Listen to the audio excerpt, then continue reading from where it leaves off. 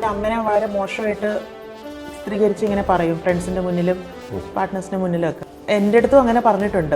അമ്മ ഒരു call girl ആയിരുന്നു, അവന് തീരെ താല്പര്യം ഉണ്ടായിരുന്നില്ല. ചേട്ടനായിട്ടും അനിയത്തിയായിട്ടും കോൺടാക്ട് ഉണ്ടായിരുന്നു.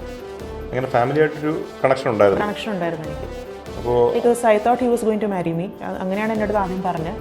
അതുകൊണ്ട് ഞാൻ അച്ഛനും ഈവൻ അമ്മയായിട്ടും കോൺടാക്ട് ഉണ്ടായിരുന്നു മരിക്കുന്നതിന് മുന്നേ. അപ്പോൾ പറയുന്നത് അംബേദ്കർ യൂണിവേഴ്സിറ്റി എസ്റ്റാബ്ലിഷ് ചെയ്യുന്നൊക്കെയാണല്ലോ പറയുന്നത്. പക്ഷേ അവൻ എന്നോട് പറഞ്ഞത് എനിക്ക് ഒരുപാട് കാശിട്ടാണെങ്കിൽ ഞാൻ ജമൈക്കയിൽ നിന്ന് കുറേ പെൺപിള്ളേരെ ഇറക്കുമതി ചെയ്യും, എന്നിട്ട് അവരെ പിടിച്ചുകൊണ്ട് നടക്കും. റിഹാനയുടെ ആർട്ട് കൊള്ളത്തില്ല.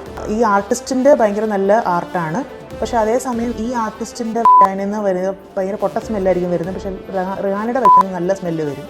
സോ അത് മെലിഞ്ഞിട്ടാണ്. മറ്റവർക്ക് നല്ല വണ്ണമുണ്ട്. അതുകൊണ്ട് കംപ്ലീറ്റ് സെക്സ്വൽ ടോണിലാണ് മുഴുവൻ ചോദിക്കുന്നതും പറയുന്നത്.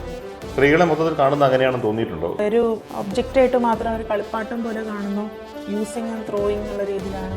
ഒരു യാട്ടിലൊരു പെണ്ണിന് കയറണമെങ്കിൽ ഒരു ബിക്കിനി ഇട്ടാൽ മതി. പക്ഷേ ആണുങ്ങൾക്ക് അങ്ങനെയല്ല. ആണുങ്ങൾ നന്നായിട്ട് വർക്ക് ചെയ്താൽ മാത്രമേ കയറാൻ പറ്റത്തുള്ളൂ.